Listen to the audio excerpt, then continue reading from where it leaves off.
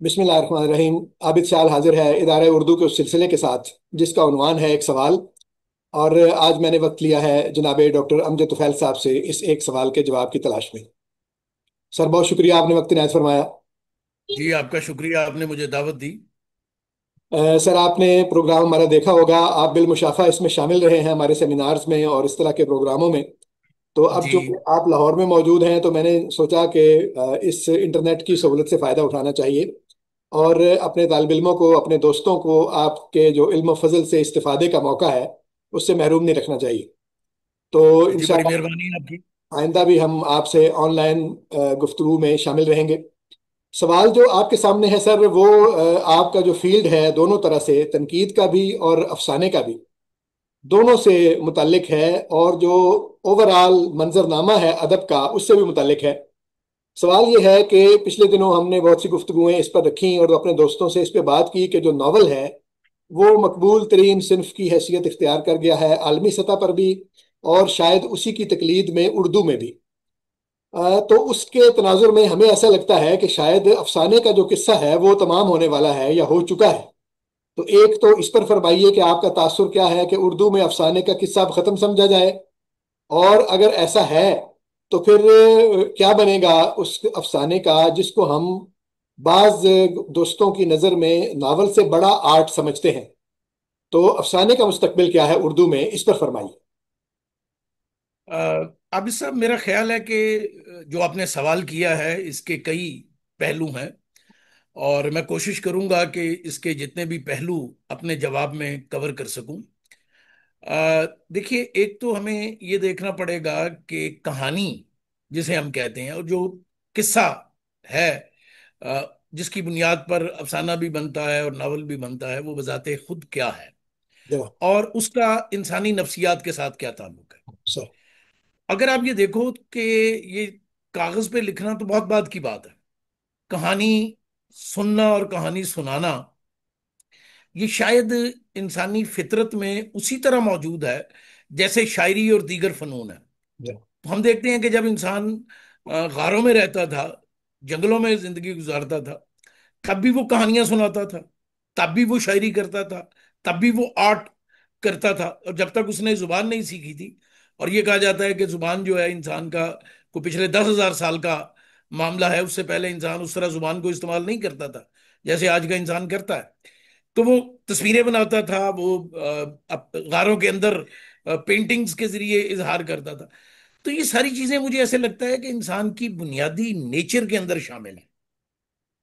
अच्छा, अब उसकी कई किस्में हो सकती हैं ना। मैं आपके सामने एक बहुत ही बड़ी कहानियों का सिलसिला है अलफ लैला, उसकी मिसाल रखता हूँ। जनाब। अच्छा, एक सतह पे तो ये छोटी छोटी कहानियों का मजमूआ है। क्या एक सतह पे ये पूरा नावल नहीं है? ठीक है। क्या ये पूरी एक बड़ी उस दौर की जो रियलिटी थी, उस दौर का जो फर्द था, उस दौर के जो फिनोमिना था ह्यूमन एग्जिस्टेंस का, उस सबको अपने बयान नहीं कर रहा था तख्लीकी सतह के ऊपर? तो अब ये बात कि क्या कहानी का एक वाकया का एक बयान करने का अंदाज जो है, जो मुख्तसर है, वो खत्म हो जाएगा, और एक जिसमें ज्यादा लेंथ है वो बढ़ जाएगा। तो इसके बारे में बात करते हुए मैं थोड़ा सा कुछ पहलुओं पर सोचना चाहिए। मैं खैर खुद उन लोगों में हूं जिसने ये लिखा था कि मुझे ऐसे लगता है कि 21वीं सदी में उर्दू में नसर में नावल और शायरी में तवील नज्म, ये बड़ी ताकतवर असनाफ के तौर पर उभरेंगे। ठीक है। अच्छा, इसका ये मतलब नहीं होता कि दूसरी असनाफ खत्म हो जाएंगी। ठीक है। जैसे हम ये जानते हैं कि आज तक उर्दू शायरी में सबसे ताकतवर सिन्फ जो है वो तो गजल है। जी हाँ। और पिछले 300 सालों में गजल किसी मुख्तलिफ अंदाज बदल के अब उसकी हैत में कुछ तजर्बे हुए, उसके मौजुआत बदले, लेकिन गजल बतौर सिर्फ तो कायम है। लेकिन इसका ये मतलब तो नहीं कि नज्म खत्म हो गई थी। फिर हम देखते हैं कि 1940s में जब मीरा जी, राशिद, मुजीद अमजद, अख्तरुल इमान और दूसरे बड़े लोग उसमें, यूसुफ नजर हैं उसमें, जिया जलंधरी हैं उसमें, साबर यूसुफ उसमें जफर। अख्तार यूसुफ सिद्दीकी हैं, जफर। यूसुफ जफर यूसुफ इल्म जफर। नजर। जी, ये सब लोग नज्म लिख रहे थे, तो एक वक्त में ऐसा नजर आ रहा था कि जैसे नज्म डोमिनेट कर जाएगी। और गजल शायद सरवाइव नहीं कर सकेगी। लेकिन फिर हमने देखा कि 50 की दहाई में नासिर काजमी, मुनीर नियाजी, फैज और दूसरे लोगों की जो गजल थी, उसने अपना अपना आप मनवाया। और उसके नतीजे में शहजाद अहमद और जफर इकबाल और दूसरे लोग जो थे वो गजल की तरफ आए। हाल तो मैं जाती तौर पे समझता हूं कि जफर इकबाल का सारा जो फिक्री फ्रेमवर्क है वो जदीदियत का है, और जदीदियत के फ्रेमवर्क में गजल की कोई गुंजाइश नहीं थी। जदीदियत का इजहार या तो अफसाने में हुआ या नज्म में हुआ। ये वाहिद आदमी है जिसने गजल के पैटर्न को चुना।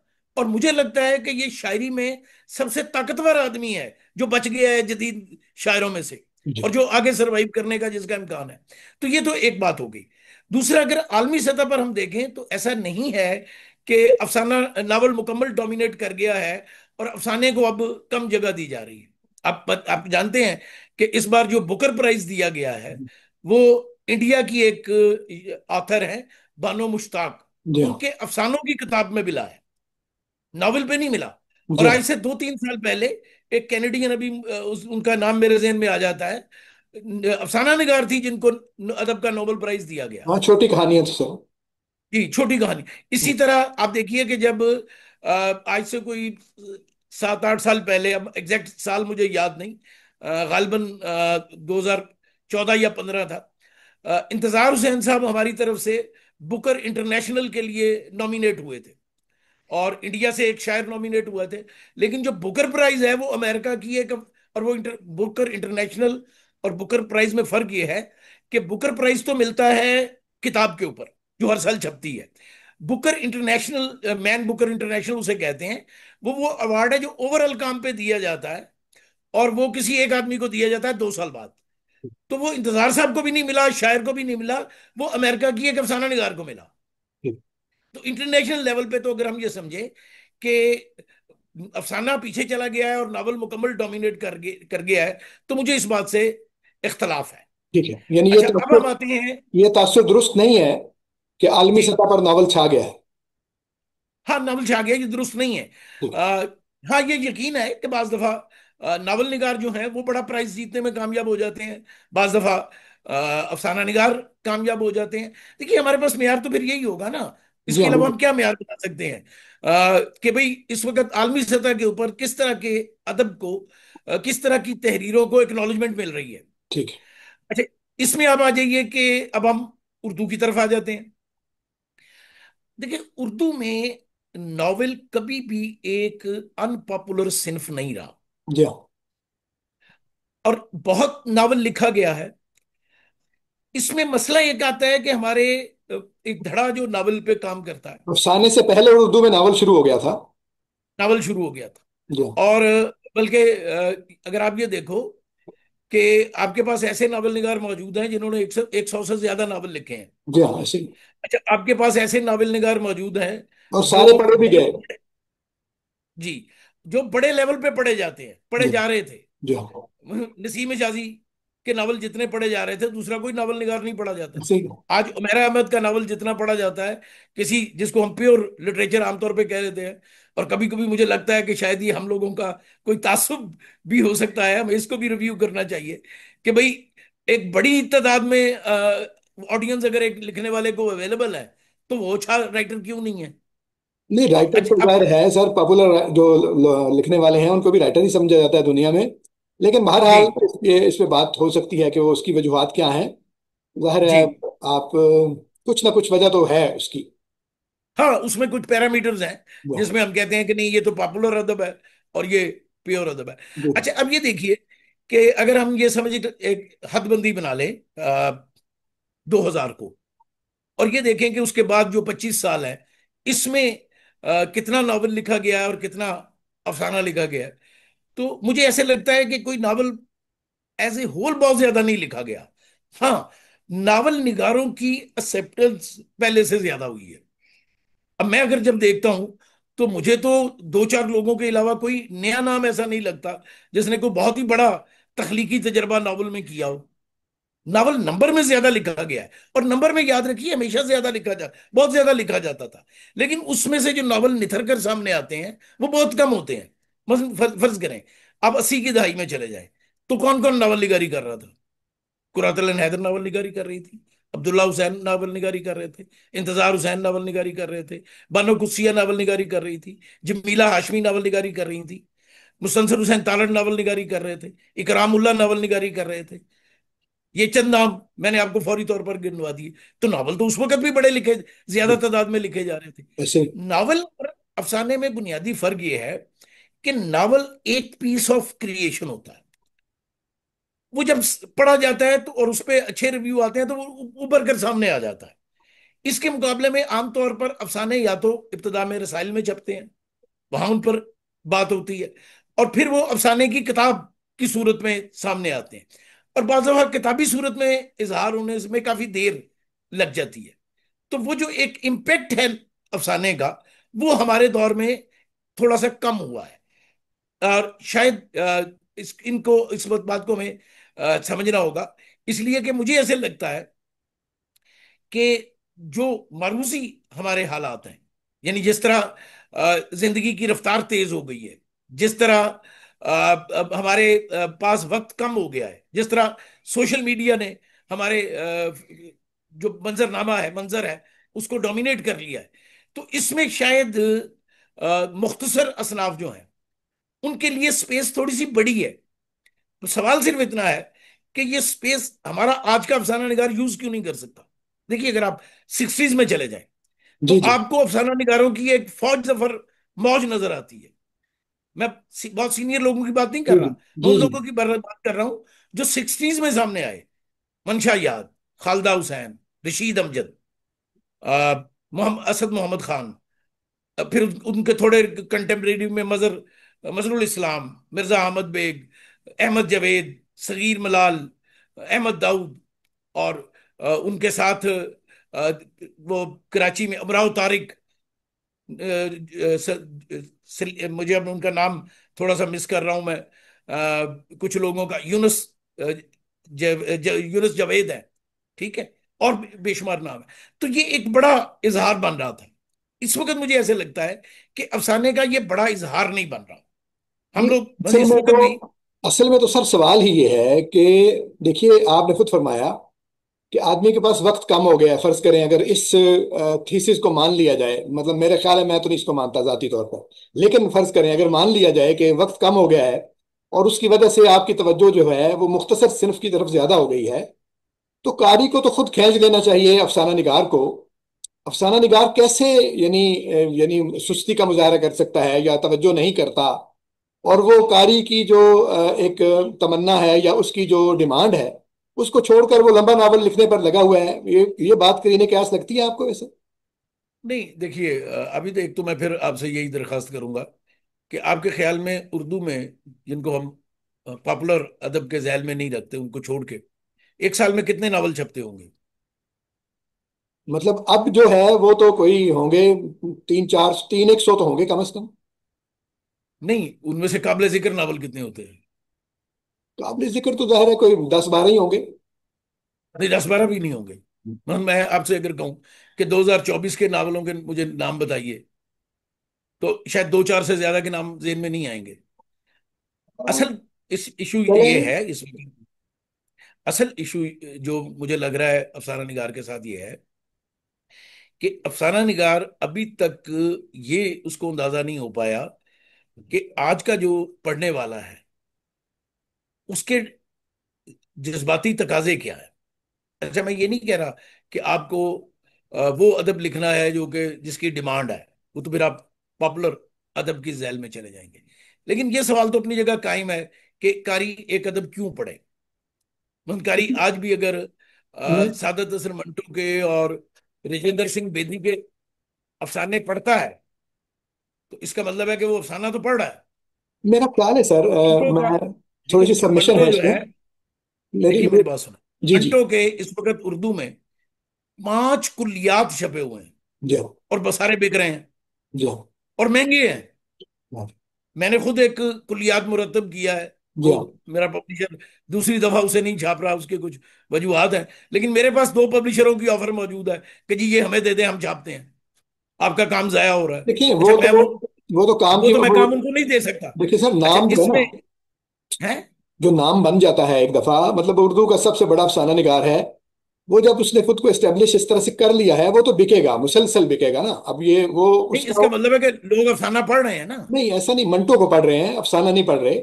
मंटो को पढ़ने में और मंटो अफसाना का भी पढ़ने में अफसाना ही फर्क है। पढ़ रहे हैं। सर है, देखिए अभी फर्क है ना। मैं चूंकि मैंने उसका काम मुरतब देखिए ना, किया था, आप मुझे नज्म।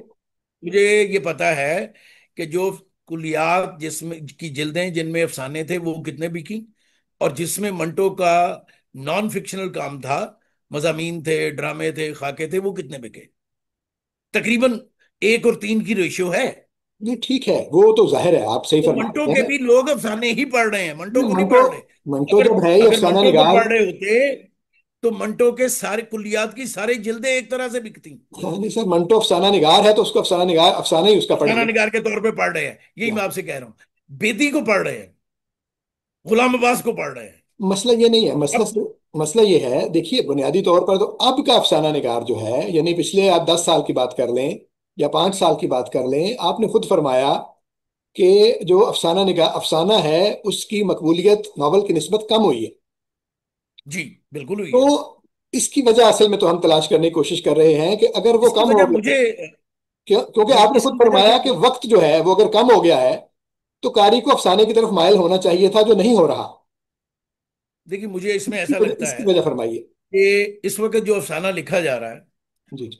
वो कारी तक प्रॉपरली पहुंच नहीं रहा। जैसे मैंने आपको बताया कि नॉवेल जब एक छपता है ना तो उसकी अच्छा। एडवर्टीजमेंट जो है वो नहीं, और तरह से होती है। क्यों? मसलन मैं आपको बताऊं, नहीं, अभी हमारे एक दोस्त। असल में सवाल यही है कि नॉवल की एडवर्टीजमेंट किसी और तरह से क्यों हो रही है, जबकि अफसाना जो है वो ज्यादा पोटेंशियल रखता है मकबूल होने का। मैं आपको एक मिसाल से समझाता हूँ। हमारे जनाब। एक दोस्त हैं, उनका 2023 में एक नावल छपा। सर। वो पूरा 1 साल फेसबुक के ऊपर उसकी तशहीर करते रहे। ठीक है। 4 महीने छपने से पहले और 8 महीने छपने के बाद। जी। अब मुझे बताइए कि आपके जहन में कोई अफसाना निगार आता है जिसने अपनी किताब की इतनी तशहीर की हो। नहीं तो ये इसका मतलब है कि सिर्फ तशहीर की बुनियाद पर है। तशहीर भी फर्क डालती है। जी नहीं, जाहिर है फर्क तो मैं डालती ये है। नहीं कह रहा कि सिर्फ ये है। देखो मैं ये नहीं कह रहा कि सिर्फ ये है, लेकिन मैं ये कह रहा हूं कि जिस तरह आप नावल की तशहीर कर सकते हैं उस तरह आप अफसाने की तशहीर नहीं कर सकते। क्यों आप नहीं अफसाने की तशहीर करेंगे, किताब की करेंगे ना। कर? आप बार बार अपना अफसाना तो फेसबुक के ऊपर नहीं डालेंगे। नहीं, पहले तो आप ऐसे ही होता था। आप पहले तो ऐसे ही होता था ना सर, कि मंटो जो कैसे। है, मंटो के मसलन आप किताबें आप लें, या गुलाम अब्बास की किताबें लें, या जिनकी किताबें लें, तो एक दो अफसाने होते थे। मसलन मंटो का आपको नया कानून जो है वो याद आएगा, आपको यजीद याद आएगा, काला काली शलवार याद आएगा, धुआं याद आएगा। उस उन किताबों में और अफसाने भी होते थे, लेकिन एक दो तीन अफसाने ही होते थे। अफसानों की बुनियाद पर ही जाने जाते थे अफसाना निगार। और हमें अब भी जो उनके अफसाने ही याद हैं। आपको मंटो की किताबें तो याद नहीं है कि भाई उस किताब में और 12 अफसाने कौन कौन से थे। तो कहने का मतलब ये देखिए है कि अफसाने में अगर अगर तशहीर ही की बात है, तो ना पब्लिशर तशहीर कर रहा है उसकी, ना अफसाना निगार खुद कर रहा है, ना कोई ऐसा अफसाना निकल के सामने आया है पिछले 5 साल में, 7 साल में। जिस तरह नावल निकल कर सामने आया, वो एक आध दो चार तो होते ही। जी, तो देखिए एक मेरा दफा। ख्याल है जी। जो तशहीर वाली मैंने एक बात की है उसका एक इम्पैक्ट है, सारा इम्पैक्ट उसका नहीं है। सर, एक इस एक एक सवाल मैं साथ रखता हूँ, और जो आसिम भट्ट साहब ने उसका फरमाया था, मेरे ख्याल में अगर हम उसको भी साथ रख लें, मेरे दिल को वो जो के बात लगती है, तो उसको भी हम साथ ही डिस्कस करते हैं। उनका ख्याल ये है जी, कि अफसाना जो है वो आर्ट के एतबार से एक निस्बतन ज्यादा बालिदा चीज है। उस पे आप थोड़ा दिखाते हैं और ज्यादा समझाते हैं, तो उसमें कारी का जो अपना इमेजिनेशन का अमल दखल है वो ज्यादा है, उसको एक्सप्लोर करने में, उसका मानी बरामद करने में, और उसका साथ देने में।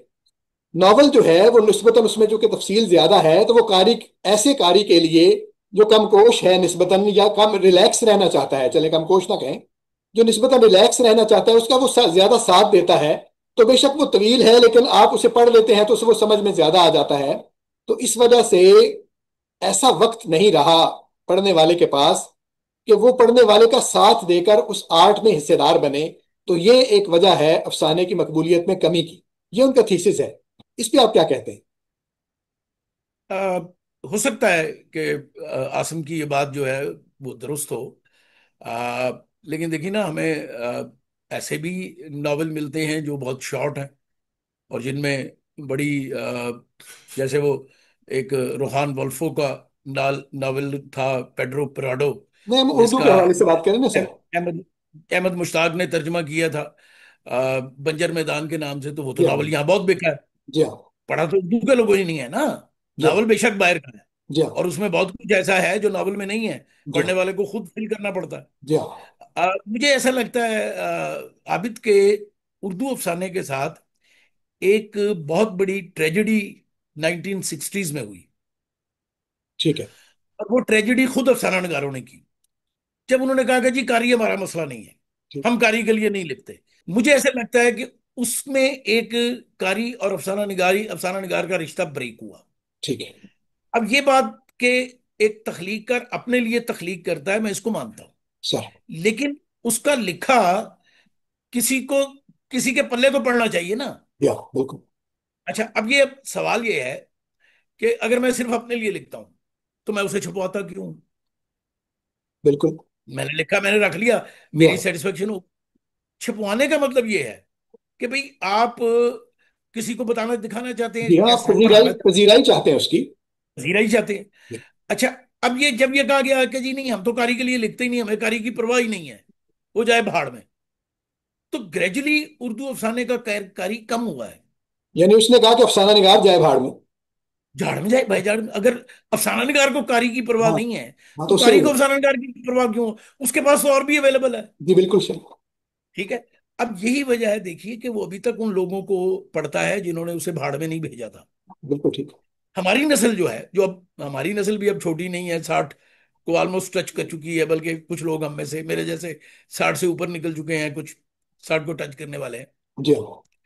इन्होंने उस नस्ल के जेरे साया अफसाना निगारी शुरू की है। हमने उनको नहीं माना। ठीक है। मेरी नस्ल के लोगों को आप देखें, हमीद शायद थोड़ा सा उम्र में बड़े होंगे, आसफ फरखी भी जी एक जी। दो साल मुझसे बड़े हैं, 4 साल के मैं फर्क हूँ, के साथ एक जैसे।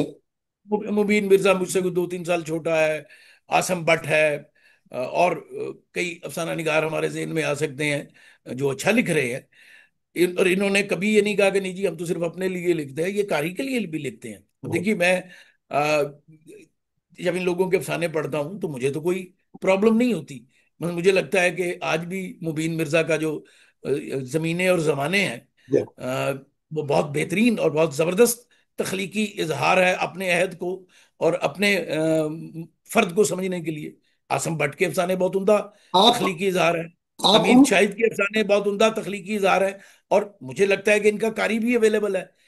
मैं ये मानता हूं कि उर्दू नावल का कारी बड़ा है, उर्दू अफसाने का कारी थोड़ा कम है। लेकिन इससे ये अज्यूम करना कि उर्दू अफसाना बतौर सिन्फ इस खत्म हो सकता है, ये मुमकिन नहीं है। ये क्योंकि खत्म। देखिए सर, अफसाना खत्म जिन तो तकाजों कुछ भी को, नहीं होता ना। हाँ, ये खत्म अफसाना तो जिन तकाजों कुछ नहीं को, होता। कोई ना कोई। अफसाना जिन, सर। जी, अफसाना जिन नफ्सियाती और जहनी तकाजों को पूरा करता है, वो नावल से मुमकिन नहीं है। और जाहिर है, नावल जिन जहनी और जज्बाती तकाजों को पूरा करता है, वो अफसाने से मुमकिन नहीं है।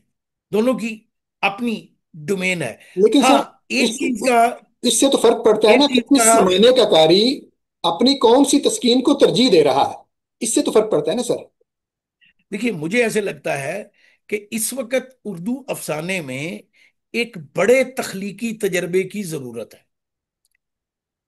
एक ऐसा तख्लीकी तजर्बा जो 21वीं सदी के सोशियो पॉलिटिकल सिचुएशन के अंदर इंसान के साथ होने वाली वारदात को अपनी ग्रिप में ले सके। ठीक है। अच्छा, ये काम किसी हद तक हमारे नावल निगारों ने किया है। ठीक है। जी, मिर्जा अतर बेग के जो नावल हैं, वो लोग क्यों पढ़ रहे हैं? क्योंकि मिर्जा अतर बेग 21वीं सदी के उस रियलिटी को ग्रिप में लेने की कोशिश कर रहे हैं जो हमारे इर्द गिर्द प्रिवेल कर रही है। बिल्कुल ठीक। मुझे ऐसा लगता है कि हम अफसाना निगार जो हैं, अभी इससे काफी हद तक पहलू तही कर रहे हैं। ठीक तो है। हमें, मैं खुद चूंकि अफसाना लिखता हूं, अफसाने का कारी भी हूं, 3 मेरी किताबें छपी हैं इन दिनों। मैं खुद इस बात पे गौर कर रहा हूं कि यार, क्या ऐसी चीज है, क्या क्या ऐसी रियलिटी मेरे इर्द गिर्द है, मेरे अंदर है, जो मैं आज तक बयान नहीं कर सका। और मेरा ख्याल है कि अगर हम इस तरह से सोचें कि उर्दू अफसाने को आ, उस रियलिटी को ग्रिप में लेना है जो इस वक्त के इंसान के साथ है। मैं ठीक। यहाँ टेक्निक की बात नहीं कर रहा, क्योंकि ठीक। टेक्निक जो है, मुझे लगता है कि जब आप बहुत ज्यादा टेक्निक में उलझ जाते हैं तो आप उस रियलिटी को नजरअंदाज कर देते हैं जिसकी बुनियाद पर कारी आपके साथ अपने आप को अटैच करता है। टेक्निक तो खौल है कारी ना सर। टेक्निक। टेक्निक जी तो खौल है जो कारी। बाहर का है। जी जी अंदर जी उसके मगज तो कोई और चीज है ना सर। या कारी टेक्निक से आपके साथ नहीं चलता। बिल्कुल ठीक होता उसे दिलचस्पी भी नहीं होती टेक्निक से, या नकादों की दिलचस्पी होती है कि जी है। इसमें ये टेक्निक आ गई, ये कर दिया, वो कर दिया। कारी डोंट बॉदर अबाउट इट। वो इस चीज को बॉदर करता है कि क्या आप उसके तजर्बे से रिलेट करती हुई तखलीक कर रहे हैं। देखो ना, मैं चलो फर्ज करो मैं अपनी जात के बारे में लिखता हूं, तो हाँ। भाई मेरी जात इस 21वीं सदी में है ना, जी हाँ। 2025 में है ना। मैं पाकिस्तान में हूं, मेरे गिर्द एक इर्द गिर्द मेरे एक माशरा भी है, मेरे इर्द गिर्द एक बदलती हुई सूरत हाल भी है, मेरे इर्द गिर्द पॉलिटिकल और सोशल इश्यूज भी हैं। तो मैं उनके अंदर रहते हुए क्या अपनी उस रियलिटी को ग्रिप में ले रहा हूं? मुझे लगता है, और मैं इसको मानने में कोई आर महसूस नहीं करता, कि बतौर अफसाना निगार अभी हम शायद इस पर पूरी तरह काम नहीं कर पा रहे।